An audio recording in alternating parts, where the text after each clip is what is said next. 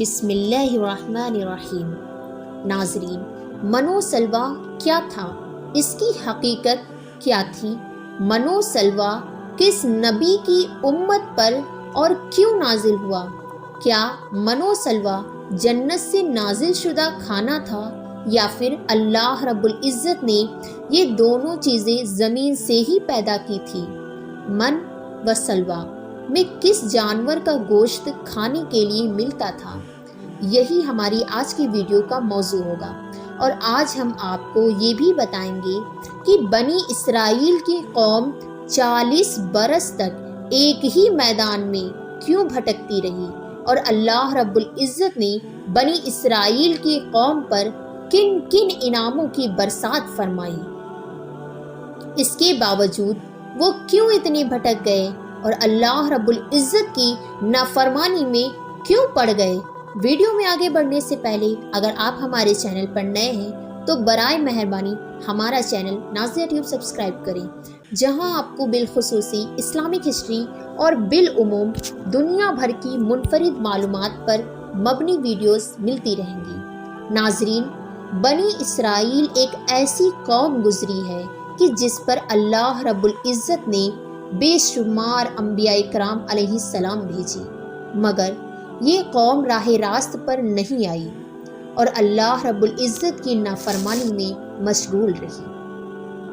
اللہ رب العزت نے بنی اسرائیل پر بے شمار انعاموں کی برسات بھی فرمائی۔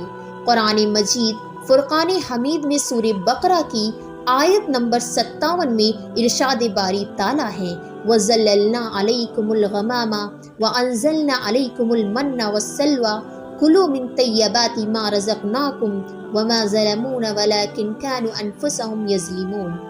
اور ہم نے تم پر بادل کا سایہ کیا اور تم پر منو سلوہ اتارا اور کہہ دیا کہ ہماری دی ہوئی پاکیزہ چیزیں کھاؤ، اور انہوں نے ہم پر ظلم نہیں کیا، البتہ وہ خود اپنی جانوں پر ظلم کرتے تھے۔ ناظرین، جب فرعون دریائے نیل میں غرق ہو گیا تو اللہ رب العزت نے بنی اسرائیل کو حکم فرمایا کہ قوم عمالقہ سے جنگ کر کے ملک شام کو آزاد کرواؤ، کیونکہ یہ قوم نہایت ظالم اور جنگ کی ماہر تھی۔ اس کے باوجود ان 6 لاکھ بنی اسرائیلیوں نے جنگ سے انکار کر دیا، اور اس نافرمانی کی یہ سزا ملی کہ وہ 40 سال تک 27 میل کے رقبے پر مستقل ایک ہی میدان میں بھٹکتے رہے۔ وہ لوگ سامان اٹھا کر سارا دن چلنے کے بعد رات ایک جگہ پر پہنچ جاتے، اور جب صبح ہوتی تو وہ وہیں موجود ہوتے جہاں سے چلے تھے۔ اس جگہ کو میدان تیا یعنی بھٹکتے پھرنے کی جگہ کہا جاتا ہے۔ ناظرین، اللہ رب العزت کے پیغمبر حضرت موسیٰ علیہ السلام بھی اسی میدان میں تشریف فرما تھی۔ میدان تیا میں ہونے والی عطائیں حضرت موسیٰ علیہ السلام کی دعا سے بنی اسرائیل پر اللہ رب العزت نے اس میدان میں بے شمار نعمتیں اور عطائیں نازل فرمائیں۔ بنی اسرائیل کے کھانے کے لیے ہفتے کے دن کے علاوہ روزانہ آسمان سے 2 کھانے اترتے، جنہیں من اور سلوہ کہا گیا ہے۔ سلوہ کے بارے میں مفسرین کے مختلف اقوال ہیں۔ من کے بارے میں صحیح قول یہ ہے کہ یہ ترنگ زمین کی طرح ایک میٹھی چیز تھی جو روزانہ صبح صادق سے طلوع آفتاب تک ہر شخص کے لیے 1 سا یعنی تقریباً 4 کلو بقد اترتی، اور لوگ اس کو چادروں میں لے کر دن بھر کھاتے رہتے۔ ناظرین، بعض مفسرین کے نزدیک من سے مراد وہ تمام چیزیں ہیں جو اللہ رب العزت نے اپنے بندوں کو کسی بھی مشقت اور کاشتکاری کے بغیر عطا کر کے ان پر احسان فرمایا۔ اور سلوہ کے بارے میں صحیح قول یہ ہے کہ یہ ایک چھوٹا سا پرندہ تھا، اور اس کے بارے میں ایک قول یہ بھی ہے کہ یہ پرندہ بھنا ہوا بنی اسرائیل کے پاس آتا تھا، اور ایک قول یہ بھی ہے کہ جنوبی ہوا اس پرندے کو لاتی اور بنی اسرائیل اس کا شکار کر کے کھاتے۔ اللہ رب العزت نے قرآن مجید اور فرقان حمید میں ارشاد فرمایا کہ ہم نے تم پر بادل کا سایہ کیا اور تم پر من و سلوہ اتارا اور کہہ دیا کہ ہماری دی ہوئی پاکیزہ چیزیں کھاؤ، اور انہوں نے ہم پر ظلم نہیں کیا، البتہ وہ خود اپنی جانوں پر ظلم کرتے تھے۔ ناظرین، کوہ طور پر ایک سفید پتھر ان کے پاس تھا۔ جب پانی کی حاجت ہوتی تو اللہ کے پیغمبر حضرت موسیٰ علیہ السلام اپنا عصا اس پتھر پر مارتے اور بنی اسرائیل کے 12 قبیلوں کے لیے اس پتھر میں سے 12 چشمے جاری ہو جاتے۔ یہ وہی عصا تھا جسے حضرت موسیٰ علیہ السلام نے نمرود کے جادوگروں کے سامنے پھینکا تھا، اور اللہ رب العزت نے اس عصا کو ایک اژدہا بنا دیا تھا۔ اسی عصا کی برکت سے اس پتھر سے بنی اسرائیل کے 12 قبیلوں کے لیے 12 چشمے اللہ رب العزت جاری فرما دیتا۔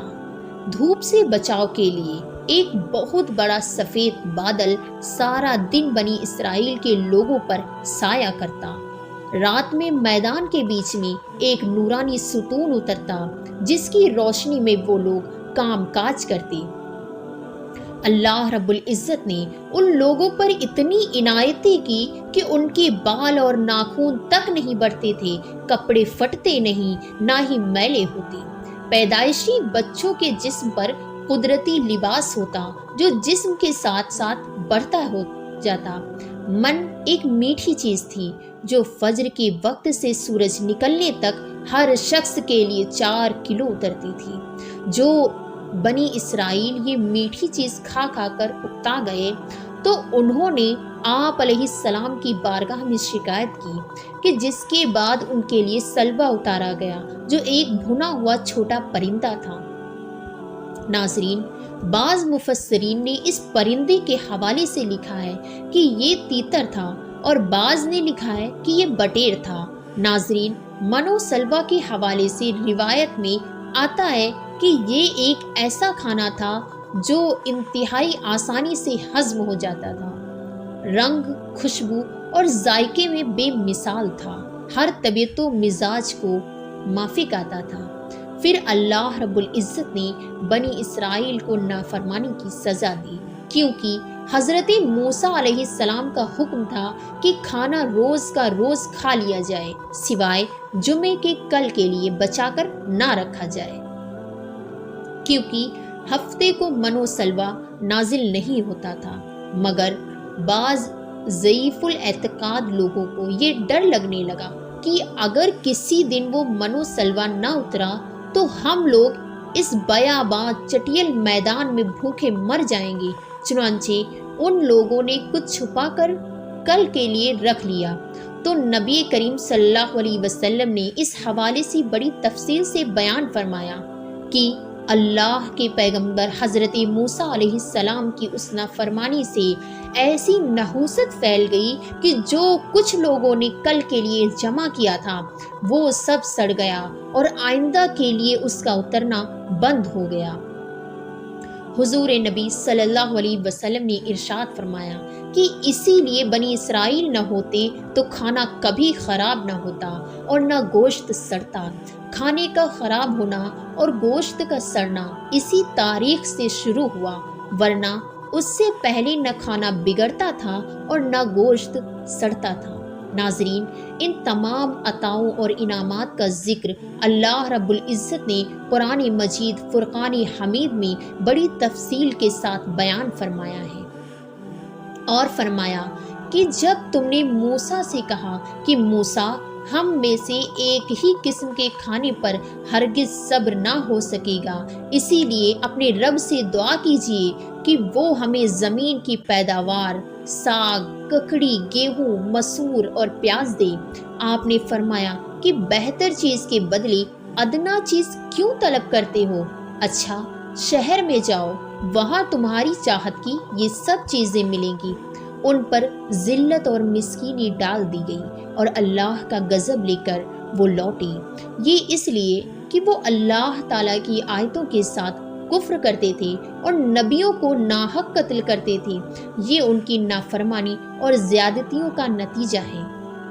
ناظرین، اسی امید کے ساتھ اجازت دیجیے کہ آپ کو ہماری ویڈیو پسند آئی ہوگی۔ پھر ملتے ہیں بہت جلد ایک نئی تاریخی اور تحقیقی معلوماتی ویڈیو کے ساتھ۔ دیکھتے رہیے نازیہ ٹیوب۔ اللہ رب العزت آپ کا حامی و ناصر۔